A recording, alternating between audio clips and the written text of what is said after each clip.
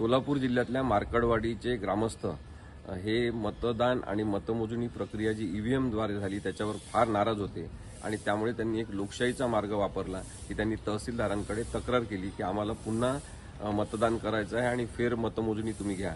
परंतु तशा प्रकारची कोणती प्रक्रिया नसल्यामुळे त्यांनी तो अर्ज नामंजूर केलेला आहे आणि त्याला कंटाळून त्यांनी आपली स्वतःची एक लोकशाहीपूर्ण प्रक्रिया राबवण्याचं ठरवलं की आपण स्वतःच बॅलेट पेपरवर मतदान करायचं असं त्यांनी ठरवलं। या पार्श्वभूमीवर मोठ्या संख्येने पोलीस मार्कडवाडी या गावामध्ये जमलेले आहेत। 144 कलम लावलेला आहे, जमावबंदीचे आदेश दिलेले आहेत आणि पोलिसांनीच नागरिकांवर ग्रामस्थांवर आरोप केलेला आहे की जणू काही तेच कायदा आणि सुव्यवस्थेसमोर आव्हान तयार करणार आहेत। माझं सोलापूर ग्रामीण पोलिसांना सांगणं आहे की त्यांनी कोणत्याही प्रकारची अतिरेकी कारवाई गावकऱ्यांवर करू नये। ग्रामस्थ लोकशाही मार्गाने शांततामय मार्गाने बॅलेट पेपरवर आपलं मतदान करून स्वतःची मतमोजणी स्वतः करणार असतील तर त्याचा आता झालेल्या मतमोजणीवर कोणताही परिणाम होणार नाही।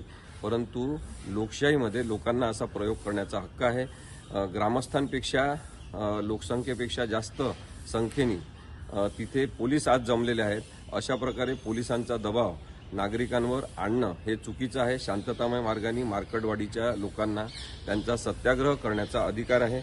मला आज सकाळी ॲडव्होकेट अशोक वाघमोडे मार्कडवाडीचे, रणजित मार्कड सरपंच मार्कडवाडीचे, दत्तू दडस, लक्ष्मण मार्कड, विजय वाघमोडे यांचा फोन आला आणि त्यांनी सांगितलं की नातेपुते पोलिसांना आपण समज द्यावी।